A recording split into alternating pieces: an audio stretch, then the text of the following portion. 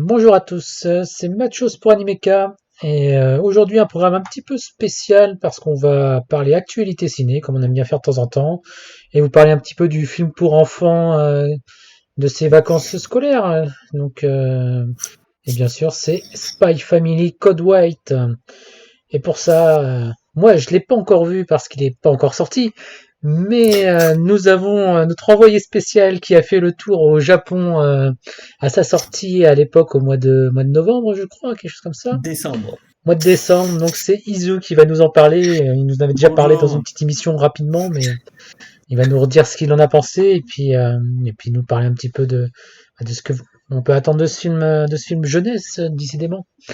Avant tout. Exactement. Donc oui, il était sorti au Japon le 22 décembre, juste avant, on va dire juste avant les vacances pour eux et aussi la fête de Noël. Donc ils ont fait les choses bien. Et effectivement, le public était largement au rendez-vous, hein. J'y suis allé le premier week-end, la salle était globalement pleine, hein, il y a pas de souci. Je dirais ça prouve bien que Spy Family est devenu une grosse licence, Puis tu avais la saison très 2 qui clairement. sortait en même temps, qui était en cours de diffusion à Ouais. la même époque. Elle était en cours. Donc donc bon, ils surfent sur la vague, hein, de la série, il n'y a pas à dire. Mais ce qui était intéressant, ouais, c'était de voir à quel point et surtout quel public touchait la série, parce que des fois c'est pas la même chose à l'étranger, au Japon.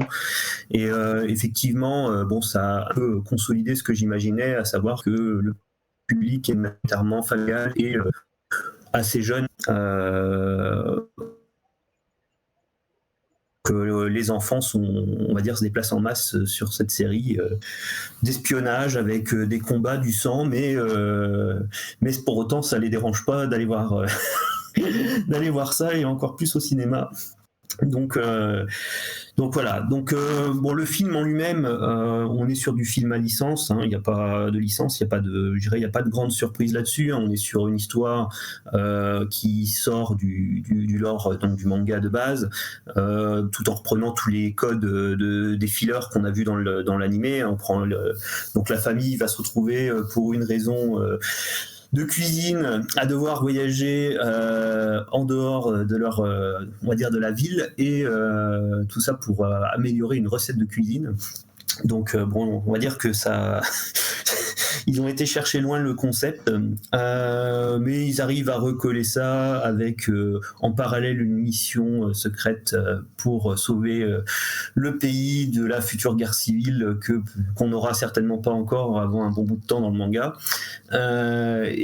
Bon bah voilà, donc la famille va se retrouver entraînée malgré elle dans toute cette partie de complot.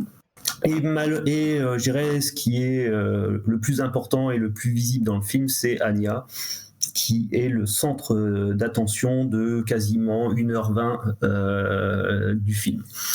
Parce que globalement, tout le film se situe autour d'elle, on la suit. Bon, bah, le début, c'est elle à l'école qui va causer cette fameuse problématique de cuisine. Ensuite, elle va, comme d'habitude, se retrouver à lire dans les pensées de son faux père pour entendre quelle est la mission, et elle va mettre son nez partout et se mettre dans des situations pas possibles. Donc voilà, donc ça c'est à peu près le principe du film. Donc ce que je dirais, bon, pour tous ceux qui ont vu la série télé, il n'y aura pas de grande surprise. Ça suit le même schéma narratif, sauf que bon, bah, c'est 1h50.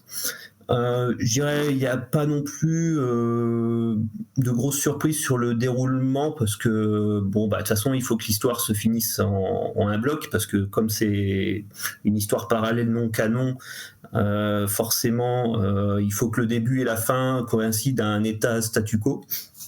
Donc ça, ils font ça très bien. On n'est pas plus avancé au début qu'à la fin. Et bon, là où je vais insister, c'est qu'effectivement, le film est quand même majoritairement à destination des enfants. En tout cas, c'est comme ça qu'on le ressent. Donc le public dans la salle était, en étant fortement composé, on voyait qu'ils étaient bien euphoriques sur toutes les blagues de Anya.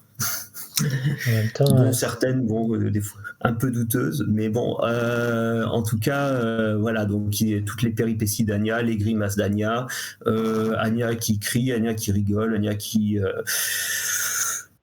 fait des blagues un peu scabreuses et Anya qui s'en sort. Donc voilà, donc c'est si on n'aime pas trop le personnage d'Anya, c'est pas le bon film, très clairement. Mais bon, mais bon, j'irais on on sait s'y déjà avant essaye. d'aller le voir. On sait déjà que ça nous intéresse pas dans ces cas-là, généralement. Voilà, c'est ça, exactement. Non, le film est quand même très centré, donc je dirais ça en fait une bonne comédie pour enfants au final, parce que même les blagues, tout est compréhensible par un public jeune. La question, Euh, est-ce que c'est un film qui se tient par lui-même? C'est-à-dire, est-ce qu'il y a vraiment besoin de oui, connaître les personnages avant ou c'est pas tellement dérangeant? Ça s'enchaîne bien. non, non, non, il y a comme beaucoup de films à licence, je dirais, il y a un petit résumé au début qui resitue les personnages avec ce qu'ils sont. Bon, il y a quelques petits clins d'œil rapides des personnages que tout le monde connaît quand on connaît la série, mais comme tout est centré sur seulement la famille et que des personnages non complètement inconnus de l'histoire, une fois qu'on a compris le principe des trois, je dirais du rôle des trois personnages principaux, tout le reste se suit et suffit à lui-même parce qu'il ne faut pas de référence à comment dire, justement, par le fait qu'il est en mission sur le projet Styx, il n'y a pas de. Oui. Je dirais, Bah, on ne après, rentre pas c'est dans vrai que la l'Éric Desmond, série, on ne rentre pas dans tous ces détails-là. on va pas se mentir non plus, c'est que la série, elle a pas non plus un scénario, une histoire qui avance beaucoup non plus. On est dans l'histoire interminable, fil rouge qui ne se finit pas et qui a pas forcément de progression. Donc, j'imagine bien que ça te dérange pas plus que ça. On peut reprendre à n'importe quel point. Non, non, là, je dirais au moins c'est la force de la licence, c'est que, et là en plus, en plus sur un film, c'est que en 3 minutes, tout le monde a compris ce qui se passait. Alors on ne sait pas pourquoi le comment, mais quelqu'un qui connaît pas la série, je pense que ça peut que lui donner envie d'aller la voir s'il adhère bien au film. Mais dans tous les cas, voilà, il a compris le pouvoir, il comprend tout de suite, bon qu'il y a un espion, il y a une tueuse. Voilà. Et après, après c'est parti. On quitte tous les personnages connus pour justement aller à l'extérieur. Et à partir de là, de toute façon, tous les personnages qui apparaissent redisparaîtront à la fin du film. Une mention spéciale au gros méchant de l'histoire, dont un des personnages va apparaître que juste à la fin, donc pour remplir le quota.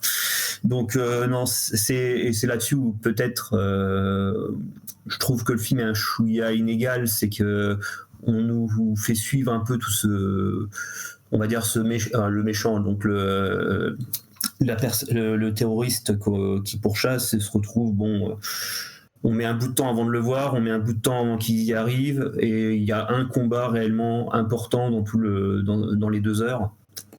Sinon, on n'est que sur de la course-poursuite.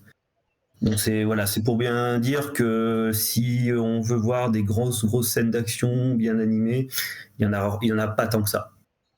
Ouais, un peu On est dommage. vraiment on est quand même beaucoup sur un film, comme je l'ai dit, hein, c'est Anya qui se fait pourchasser d'une manière ou d'une autre et en essayant de s'enfuir, fait tout un tas de bêtises.